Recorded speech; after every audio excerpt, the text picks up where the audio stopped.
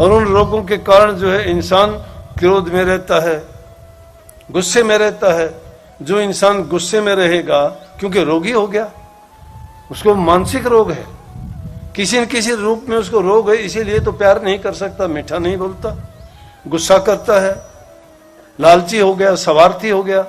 जो जिस इंसान का स्वास्थ्य अच्छा नहीं है तो वो अच्छे काम नहीं कर सकता। जरूरत है पहले इंसान एक अपने स्वास्थ्य को अच्छा रखे, और स्वास्थ्य अच्छा रखने के लिए शुद्ध खाने की जरूरत है। जब तक शुद्ध अन्न नहीं आप खाते हो तब तक यूं समझो, क्योंकि अन्न से ही तो हमारा अन्न और जल दो ही चीज है इंसान को चलाने वाली। हमारा जीवन इन दोनों चीजों पर निर्भर करता है, और ये दोनों चीजें दूषित हो गई तो और देखोगे तो सभी चीज मिलावट हर चीज में है। सब्जियों में देखोगे तो जहर है, दूध में देखते हो तो मिलावट है। जितने भी, अगर बाजार से कोई इंसान परवाह नहीं करता कि किसके मिलाने से उसको दूसरों को क्या तकलीफ होगी, वो चाहता है कि उसका लालच पूरा होना चाहिए, उसकी कमाई पूरी होनी चाहिए, उसके पास पैसा आना चाहिए, चाहे वो किसी भी तरीके से आए, चाहे कितना भी लोगों को नुकसान हो जाए। ऐसी ऐसी चीजों की मिलावट कर देते हैं, शुद्ध चीज नहीं है कोई भी। शुद्ध तो जहर भी नहीं मिलता अगर इंसान ले आए तो। अब किसान लोग शिकायत करते हैं कि जी हम दवाई तो लेके आए थे कीटनाशक, लेकिन बाड़ी पे किया कोई असर नहीं होया। मैं क्यों भाई, क्यों? क्या बोला नकली आती है सारी, पैसा चाहिए, पैसा कमाने के लिए। दूध लेके आओ बाजार से, दूध शुद्ध नहीं है। बोला कि शुद्ध नहीं है, क्यों? बोला कि यूरिया का दूध बना के बेचते हैं। एक वो जमाना था, गर्मी का टाइम आता था, थोड़े लोग होते थे, जनसंख्या इतनी ज्यादा नहीं थी। जून जुलाई के महीने में आदेश हो जाते थे सरकार के कि इन दिनों में कोई भी दूध की मिठाई नहीं बनाएगा, दूध से बनने वाली मिठाइयां बंद। आजकल 12 महीने चाहे कितनी भी मिठाई ले लो आप, कोई कमी नहीं है, क्विंटलों में चलती है। कहां से आ गया इतना दूध? लेकिन दूध की कमी नहीं, घी की कमी नहीं। कितने रोजाना पकड़े जाते हैं, कोई कहता है नकली घी बनाता पकड़ा गया, कोई कहते हैं नकली शराब बनाता पकड़ा गया, कोई कहता है नकली बीज बनाता पकड़ा गया। किसान ने कहते हैं पिछली बार 30-40 किलो उसने इसके कपास के बोए, लेकिन वो सब के सब खराब बीज के कारण सब बर्बाद हो गया, उसको बेचारे को वो बा देनी पड़ी, सब की सब उसकी खत्म होगी। और क्योंकि बीज अच्छा नहीं था, बीज मिलावटी था।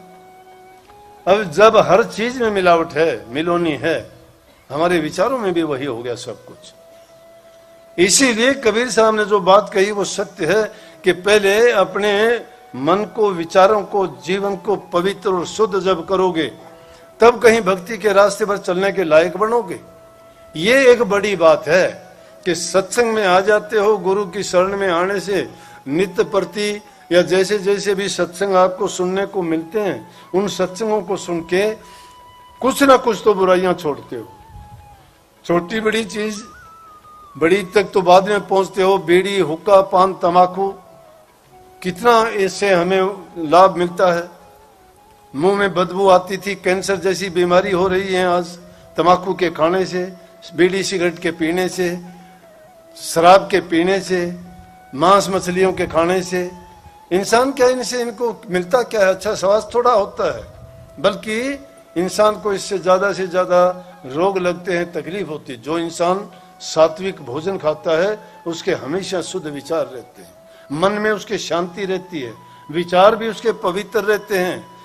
अपवित्रता, अशुद्धता कैसे हुई? इन चीजों के कारण हुई, क्योंकि ये चीजें जब जाती हैं हमारे मन में तो अन्नमय कोश में जो चीज डाली जाती है उससे मन बनता है, मन से वैसे ही विचार बनते हैं, और विचारों से इंसान का जीवन बनता है। अब शुद्ध अन्न नहीं खा गया, उसका शुद्ध मन कहां से होगा? अन्न जैसा भी खाया है, चोरी का अन्न है तो तुम्हें चोर बना देगा, हेरा फेरी का, रिश्वतखोरी का है तो तुम्हें रिश्वतखोर बना देगा, अगर वो डाकेबाजी का है तो तुम्हें डाकू ठग बना देगा। लेकिन एक बात देखो, मैंने तो ऐसे लोगों का कभी कुछ देखा नहीं जो इस प्रकार का खाने वाले हैं, उनका कुछ दिन में बस सफाया हो जाता है। ज्यादा से ज्यादा एक पीढ़ी नहीं, दूसरी पीढ़ी के बाद बर्बादी शुरू हो जाती है। चोर डाकुओं के कभी तुमने महल अटारी देखी है? अगर देखी भी है तो उनमें कौन रहता है? गलत काम के करने वाले गलत तरीके से ही खत्म हो जाते हैं। इसलिए इंसान का जीवन बड़ा पवित्र है, परमात्मा ने इंसान को अपने जैसा रूप देके ये पहला ही नमूना उतारा है, लेकिन इस इंसान पर असर किस चीज का हुआ कि मन और माया ने सोच लिया कि अगर एक इंसान को ही रास्ते से हटा दिया जाए तो बाकी चीज तो लाचार हैं, उनको कुछ भी नहीं। इसलिए काल ने जाल फैला दिया और माया ने अपना खेल शुरू कर दिया, और इंसान उस भूल भुलैया में, उनकी चाल में फंसता चला गया, और उसमें फंसने के कारण जो जो इसका मन कहता गया वही करता गया। आज देखते नहीं, शांति नहीं किसी को भी, घरों में झगड़ा है, भाई भाई का है, माँ बाप का है, माँ बाप का झगड़ा, बाप बेटे का झगड़ा, भाई भाई का गला काटेगा।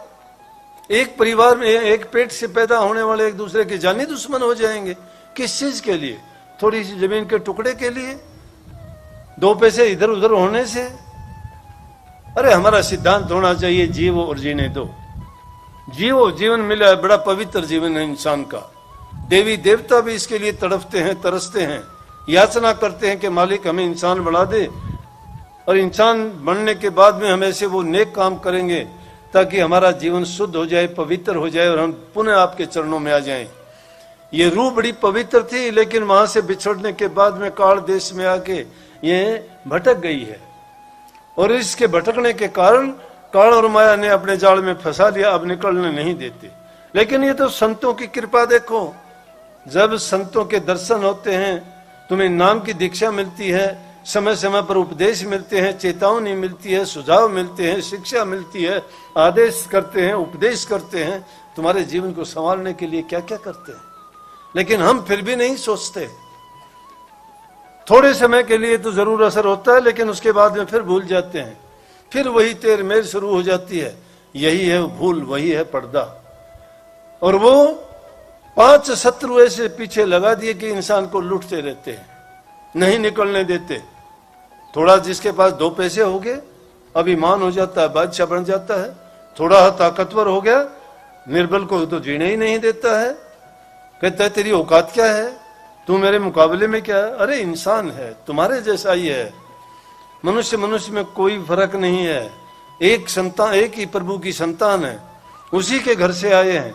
ये अलग बात है कि किसी जन्म के कर्मों के कारण, ऊंची नीची योनियों में गंदे मंदे कर्म होने के कारण उसको इस हालत में रहना पड़ता है। आप थोड़े अच्छे हो, कभी गर्व ना करो, अभिमान ना करो इस चीज का, मैं अमीर हूं, मैं ताकतवर हूं, मैं ऊंचे खानदान का हूं, मैं पढ़ा लिखा हूं, मैं ज्ञानी हूं। नहीं, ज्ञानी वो है जिसने इस राज को समझ लिया है, बाकी कोई ज्ञानी नहीं है।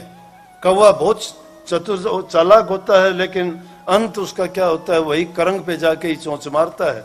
उसको वेद पढ़ाने से वो वेद थोड़ा सीख जाएगा।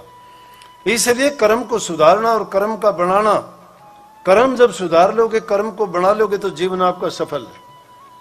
अगर ये सोचते हो कि हम जैसे ऐसे ही भक्ति कर लेंगे, नाम की कमाई कर लेंगे, मैं कहता हूं नहीं कर सकते।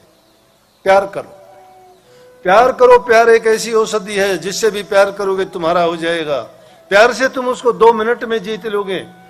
कोई वस्तु देके किसी को नहीं जीत सकते, कोई और दूसरे साधन ऐसे नहीं है जिनसे तुम किसी का दिल जीत सको। लेकिन किसी से प्यार करोगे, उसके दिल में जाके बैठ जाओगे, वो तुम्हारा बन जाएगा।